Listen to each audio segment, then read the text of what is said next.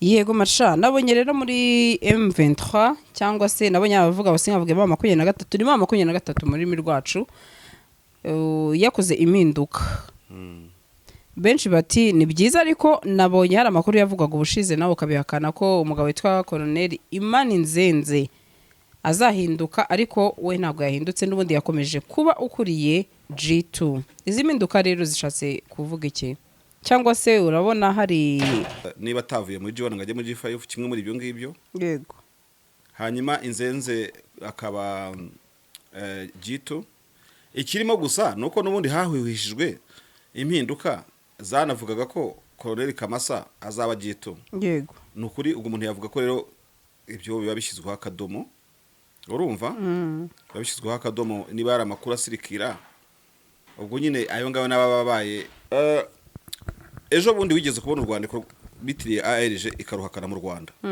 ishyiramo ry'abanyamakuru yego u Rwanda ko nyine rwavugaga abanyamakuru bafungwa ese kuki bafungwa atageze bana twishitwa babyise fake news ntabwo ushaka kubigarukaho twibigarukaho ariko ubu buryo twigotso bya birebire uburyo buvuga ikintu gisa n'igikenewe na monde urumva yego nabwo ni uburyo bumwe mu bukoreshwa mu buryo bwa communication ni nka reflex yo kwerekana igikenewe icyakabaye gikenewe ariko ibyo ari byose hakazamo nyine icyo kintu cyuko giyewe wowe undi wari wese wa formula iyo communication ntabwo ari police maker ntabwo ari ubishyira mu bikorwa asugira gute ariko abantu bari kugira ngo bagaragaze ibyifuzo byabo icyo nshaka kuvuga ni iki rero turabona promotion na nani turabona gushyira mu myanya abayobozi ba RSM 23 tukanabona iyo hoax cyangwa iyo gossip yari iriho ivuga yuko hari abo muri twirwanaho bazajya mu bibazo bya 23 iyo ukora assessment rero makuru nkayo ngayo icyo tureba kuba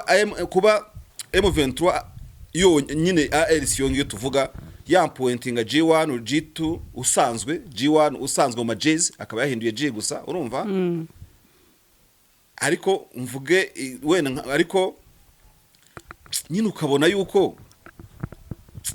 yuko muri za appointment hataba harimo ikintu cyo guhuza ingabo urumva kandi hari ibintu byavuzwe mu seseze bitagiye mu itangazamakuru byavuga ko bano bayobozi b'iyi mitwe yombi bashobora kuba bafite ukuntu babaranahuye wenda sibyo bakaganira wahabura gihamya ariko ntago bavuze ko badaherukana kuko ndibuka ko na Colonel General uburi General nyine uyu munyakwigendera uriya wapfuye muri bitwirwanaho ninde makanika aba bayobozi rero bivuga ko bafite ukuntu bamaze iminsi bahura ariko ikibananira niba ari iki ntabwo mbizi wenda ntibiri mu byifuzo byabo biza imbere gusa twe tubirebera nyuma bishobora kuba hari ikintu kimeze nk'igikuta kitavuze ko batarwarira hamwe kitavuze ko nta watabara undi kitavuze ko badahuje impamvu ariko ubu kuvuga ngo neza byarangiye pe rero kereka tuvuze tuti G5 nitseta ibirenge mu gushyiraho ubuvugizi no gusukuma iyo doléance ariko G5 idafite umuvugizi mu bya gisirikare mw'abantu mwe muri FCM 23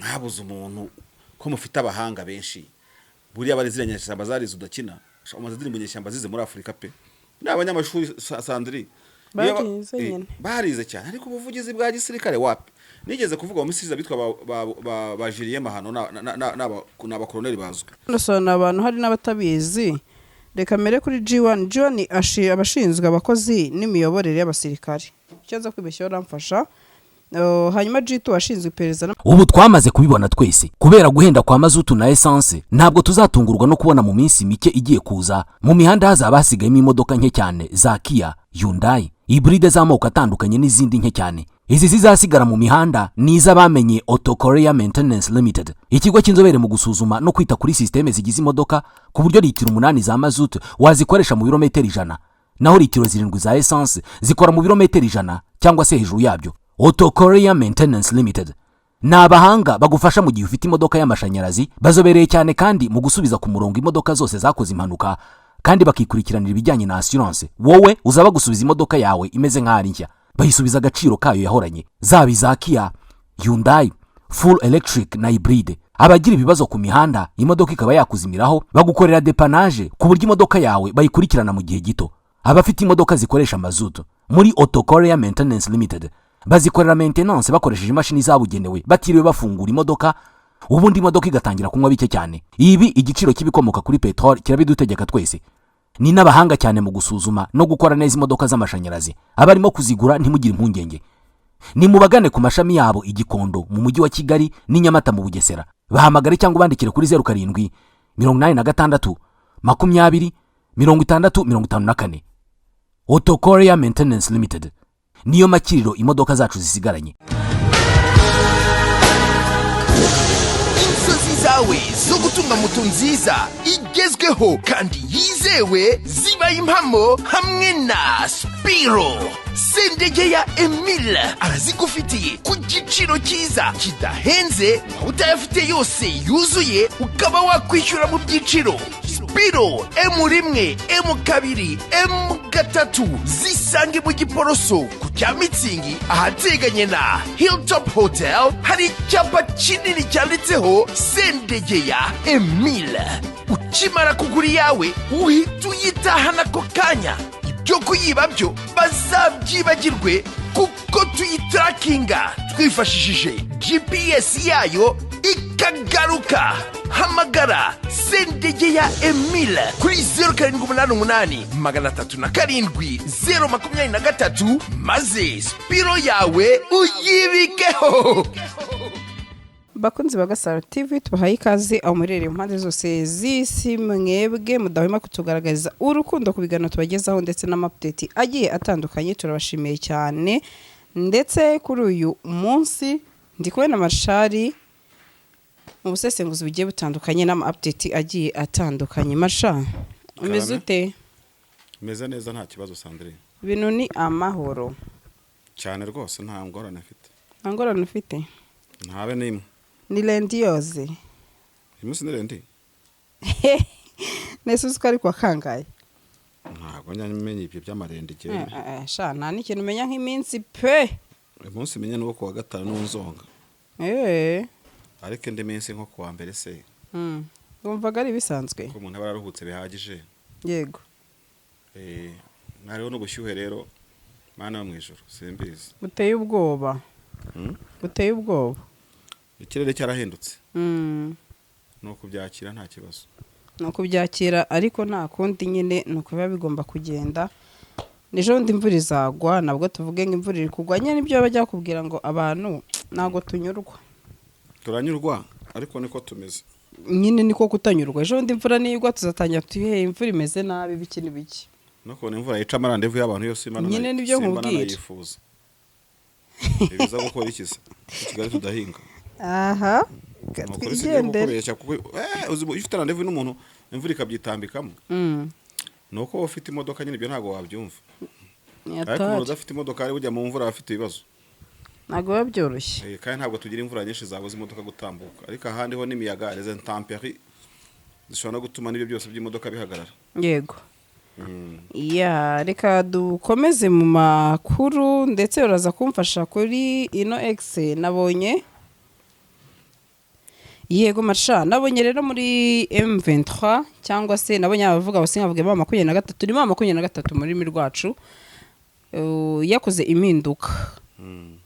Benshi bati ni byiza, ariko nabonye hari amakuru yavugwaga ubushize nawe ukabihakana ko umugabo witwa Colonel Imaninzenze azahinduka, ariko we ntabwo yahindutse, n'ubundi yakomeje kuba ukuriye G2. Izi mpinduka rero zishatse kuvuga iki? Cyangwa se urabona hari ino improvement ishobora kuba ari positive effect? Wenda icyo umuntu yavuga icyo umuntu yabivugaho byinshi, kuko ntago changement nk'iyo yabanga umuntu yo kugira ikintu yivugaho. Yego. Ariko niba Colonel Sebagenzi nabonye bahaye G1 yari G5 urumva? Yego. Hakaba bishoboka ko wari umwungirije wawe ari wo wagizwe n'uwo G5 nanone. Niba atavuye muri G1 ngajye muri G5 kimwe muri ibyo ngibyo. Yego. Hanyuma Inzenze akaba G2. Ikirimo gusa nuko n'ubundi hahwihishijwe impinduka zanavugaga ko Colonel Kamasa azaba G2. Yego. Nukuri ubwo umuntu yavuga ko rero ibyo biba bishyizweho akadomo. Urumva? Babishyizweho akadomo niba ari amakuru asirikira. Ubwo nyine ayo ngabo n'ababaye ntabyidanga babaye impuha muri make. nicyo nabivugaho. yego Donc ino uburyo bwo gushyira abayobozi b'amajays za amashami agize ARC M23 birasa nk'ibica n'ibikuraho impuha z'uko nyine hari uburyo bwo kuba bamwe bazamuka bakava muri twirwana bakaza nka Colonel Kamasa by'umwihariko. Icyo ni kimwe. Icya kabiri ariko aba buriya muri media mu mayeri y'itangazamakuru mu mayeri y'itangazamakuru habaho uburyo umuntu ashobora guforumira inkuru sibyo, ariko si itangazamakuru azisacu vuga ngo twe tuvuga amakuru ndavuga mu buryo bwa communication muri rusange kuko n'abatari bitangazamakuru bagira communication. Abantu babizi nyine bakubwira ko mu byo bitaga ubwiru kera hari uburyo no mu bwiru mpuzamahanga ibintu byashobora gukorwa ariko birefreta byo bita reflexion bifite nk'ibindi bishaka guhishura no kuvuga iki. Ejo bundi wigeze kubona urwandiko bitiriye ARG ikaruhakana mu Rwanda ishyiramo ry'abanyamakuru. Yego urwandiko nyine rwavugaga abanyamakuru bafungwa ese kuki bafungwa atageze bana twishitwa babyise fake news ndagushaka kubigarukaho. Twibigarukaho ariko ubu buryo twigotso bya birebire uburyo buvuga ikintu gisa n'igikenewe na monde urumva yego nabwo ni uburyo bumwe bukoreshwa mu buryo bwa communication ni nka reflex yo kwerekana igikenewe icyakabaye igikenewe. Ariko ibyo ari byo byose hakazamo nyine icyo kintu cyuko jewe wowe undi wari wese waformira iyo communication ntabwo ari police maker ntabwo ari ubishyira mu bikorwa asugira gute, ariko abantu bari kugira ngo bagaragaze ibyifuzo byabo. Icyo nshaka kuvuga ni iki rero, turabona promotion nani turabona gushyira mu myanya abayobozi ba ARC M23 tukanabona iyo hoax cyangwa iyo gossip yari iriho ivuga yuko hari abo muri twirwanaho bazajya mu bibazo bya M23.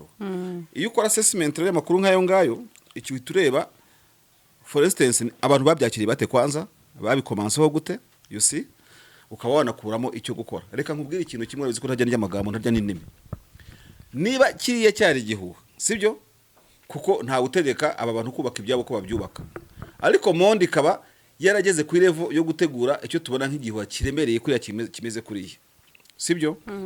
Harimo ibintu bibiri. Ikintu cya mbere cyo rubanda rureba aba revolutionnaire muri standards runyotewe nuko twirwaneho mu buryo bwa gisirikare ishyira hamwe na armée révolutionnaire congolaise kuko nubundi barasirwa hamwe bashobora gupfira hamwe bashobora gukirira hamwe bigaragara ko mu gikorwa zabo ibyo barwanira kirasa urumva muri cadre politique basa nababigezeho bakaniki bande n'abandi bose urumva. Ariko muri cadre militaire niba biriya byavuzwe bitari kuri bikaba byari ibyifuzo by'ababikoze tutazi ngo ni bande of course ntago bihinduka itegeko kora yose akora mu M23 ariko byabinagaragaza ka AFC as such ndavuga iyo umbrella twirwana na ARC bibarizwamo isa nkaho ari ingumba y'amatwi kuko ntabwo igihutera cyose kumwahora nyambaga bivuze ngo gishyire mu bikorwa, ariko abantu barwanira abaturage center y'umurwanyi wese asentaringa ku muturage urumva. Yego kubuyu munsi rero mu byukuri ntabwo ndi poroyinga ne opinion yanjye ahangaha hangeze ari opinion yanjye kuba muri kuba M23 yo nyine ARC yo tuvuga ya pointinga G1 G2 usanzwe G1 usanzwe mu majez akaba yahinduye G gusa urumva. Ariko mvuge wena ariko nyine ukabona yuko muri za appointment hataba harimo ikintu cyo guhuza ingabo urumva, kandi hari ibintu byavuzwe mu seseze bitagiye mu itangazamakuru byavuga ko bano bayobozi b'iyi mitwe yombi bashobora kuba bafite ukuntu babara nahuye wenda sibyo bakaganira wahabura gihamya, ariko ntago bavuze ko badaherukana kuko ndibuka ko na Colonel General uburi General nyine uyu munyakwigendera uriya wapfuye muri bitwirwanaho ninde makanika araswa se ntabwo yarakiri Colonel se matama ntabwo yari igoma se mu byavugwaga oya byo yaranahari byari confirme rwose ntabwo twajye ko tugire gute yari igoma bivuze ko rero ubundi kuba yagigoma n'ubu ngubu si ibintu binagoye na cyane ko namayira amaze kuboneka. Aba bayobozi rero bivuga ko bafite ukuntu bamaze iminsi bahura, ariko ikibananira niba ari iki ntabwo mbizi wenda ntibiri mu byifuzo byabo bize imbere gusa twe tubirebera nyuma bishobora kuba hari ikintu kimeze nk'igikuta kitavuze ko batarwanira hamwe kitavuze ko nta watabara undi kitavuze ko badahuje impamvu, ariko Sandrine akantu nakwita sinakita ifunga mutwe ndabura ukuntu nkwita akantu nyine kuba nigewe narwana gutyo nawe ukarwana gutyo intego ibimwe igire gutari ko guhuza aba bantu ibi bintu njye numva abantu bavuga ngo DRC Eastern DRC ishobora kuba igihugu cyangwa Etat Federal iteye ukwayo sinzi niba byagira no muri cadre militaire ibi bintu abantu bajyabira bakavuga atari ku bundi buriya aba bantu babonye ubwigenge kuri ya Salva Kiir yanze guhuza na Riek Machar muri Sudani aba bantu bahuza bagahuza nuze cyangwa bajya hora bahanganye n'iki byose tujye tuvuga ibintu sade tukabishyira hanze so in appointment rero ntabwo yaje ikuraho iyo hugs yuko hariho eventually kuba hari abantu muri twigwana bazamuka bakazamuka muri RC militaire bakajya gukora amakazi icyo ngicyo ubwo ntabwo gihari uyu munsi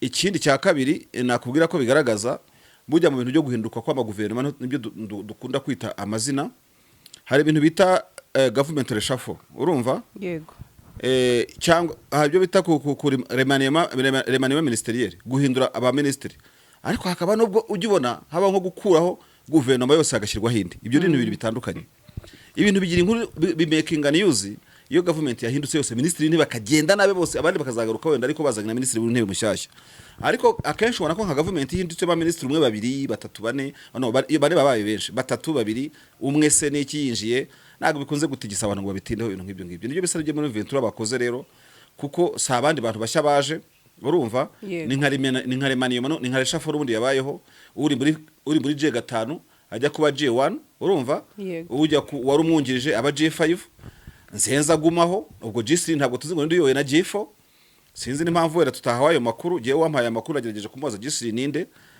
na G4 ninde ntabwo nta rwanda nzi kari kuri Twitter nkuko baze kubimbwira n'umuntu wamaze ko yambwira namibaje ariko ntiyabona umwanya wo kubisobanura nabonye ko ari umwanya wanyu bisobanurira nyine ariko abandi bayanditse bakabona bafite nyine imboni zabo nuko mu kubyandika ubundi tuvuge aba ministre babiri barinjiye no ese ku rutonde rwa government bamwe basanzwe ntibagumamo n'abagiyemo bashya batukababona none se mu guhindura ibintu ubundi G3 ninde mu guhindura ibintu ubundi G4 ninde wenda ubwo nuko bashatse kubyandika ariko mu byukuri wabimenye ariko ari G5 wabimenye muri iyo yitwa Alfred Majinkunu uwo nyine niwe G5 nyine ndivuze neza niwe G5 nyine ashobora kuba ndira nasanzwe mu ngirije uri abagiye muri G1 so ubwo nyine umuntu muri commentaire uzi G3 na G4 azamumbwira je simuzi kandi bazabatubwira barabaza so icyo navuga ni kirero impinduka zabaye ntabwo zikomeye nazigereranya no guhinduranya abayobozi hako ntabwo navuga ngo gushyira abayobozi bashya cyeka nko wa G5 wabyungukiyemo yarasanzwe yongije n'umuntu wa G5 ku busanzwe niba ari tuwayisuye n'undi kuzamuka aho rimwe ntago ari ibintu bigoye ni nko kuba muri secrétaire d'État utari ministre wuzuye ministre wundi bamukuraho ugahita uzamuka mu mwanya kwa ministre n'undi urusanzwe ministre wa leta nta bintu biba birenze biba bihari hanyuma rero ikindi navuga cya gatatu niba atari cya kane buriya G5 Departement de Communication PR ni nayo iyo babishaka babikoze bacyo kandi 90% niko bikunda kugenda niyo ibirimo aba bavugizi b'igisirikare haraho babihindura ariko haba bakiri mu nyeshyamba nyirango niko bikimeze gushiraho G5 rero urumva utagifushyizeho umuvugizi w'igisirikare ntabyo nyene zino nyeshyamba kubita inyeshyamba ngo ni bibi AFCM 23 bumve ko ari cyiho gikomeye cyane kuko G5 ni public relations urumva yamara kuba public relations ba bantu bavuga twabita nk'ikisi twabita nka trumpet urumva nibo ijwi rya G5 ryomonganira mu bavugizi ariko sinumva ko urabona ko no banabujije abantu b'abasivile kwambara impuzankano za gisirikare no gutwara imbunda yego ubwo nuvuga ngo ntituzongera kubona nibura Lawrence Kanyuka yashyizemo full combat n'imbunda mu gatuza uko byamaze kubuzwa yego nibura yajyaga zibicyuho cyane ko niyo departement ikomeye akajya nka Uvira akambara helmet akavuga ati nta kibazo yambaye military gear yambaye uniform ya gisirikare ariko ubu kuvuga ngo neza byarangiye pe rero kereka tuvuze tuti G5 ni itseta ibirenge mu gushyiraho ubuvugizi no gusukuma iyo doléance ariko G5 idafite umuvugizi mu bya gisirikare giyewe nayigereranya na imodoka idafite lisansi nayigereranya ni radio idafite amabuye urumva nayigereranya mbega na tour n'igikoresho kidafite uburyo mbega bwo kuwakinga kugira ngo ijwi ryawe ribashe kugaragara. G5 nyine G5 without umuvugizi mu bya gisirikare ntabwo nyine umuntu abyumva se. Mwabantu mwe muri FCM 23 mwabuze umuntu ko mufite abahanga benshi buriya bariziranye nyashyamba zarizo udakina amaze ziri mu nyashyamba zize muri Afrika pe n'abanyamashuri Sandri barize cyane ariko ubuvugizi bwa gisirikare wapi. Nigeze kuvuga mu misiza bitwa ba Julien Mahano n'aba colonel bazwe. Nigeze kubona nawe wari ufite kuvuga cyane mu bya gisirikare mu gihe cyari amakuba ibyitiriwe kishishe urabizi. Julien nabonaga ari gukora cyane ukora n'abashaka kumenya amakuru. Uwo si Julien gusa urumva uzuriya mugabo wakunda kugendana na Wiringoma. Uri kubasangira n'ubugara abantu muri za Walungu n'abagore bari batetse akawunga bari basangira mu bintu by'ibisafuriya. Colonel Alfred ni umuhanga bari n'abahanga urumva. Ninjye kuvuga abahanga bwo mu gisirikare kingana kuriya rwose ndajya mu ntambwe 18 kuko ntabwo namenye ubuhanga bwabo ko bungana gusa reka abanyabwenge bari bafite batinyira iki kugira G5. Wiringoma umuzimu wa Wiringoma wasize ababujije yuko batazashyiraho undi muntu ubasimba cyangwa mu marayika wiwe nindi utuma umuvugizi ndi ku muvugizi wa gisirikare amezi Wiringoma apfuye mu kwa kabiri ni urukoza so nubundi ukwa kabiri ukwa gatatu ukwa kane ukwa gatanu ukwa gatandatu ukwa karindwi so bado mu kwa munani. Uko no kuvuga ngo abantu bafite umuntu bavugira kugira ngo ntanga urugero rwumvikana wenda abantu tubafashe kumva ibyo nibo kuvuga. Hari umuntu wahakana uruhare mu urugamba rwari ruhinanye muri Sud Kivu muri Minembwe. Buriya hari umuntu wahakana uruhare rwa Colonel Rugabo na Peace Mavugo mu guhumuriza abantu cyangwa se gushakisha ukuntu bya Minembwe byakumvikana. Hakuze ko abantu bakomunikatinze nubwo nitangazamakuru ryavuze nyine kugira ku rwego n'isi yose isobanukiwe n'ikintu kirimo kubera mu Minembwe.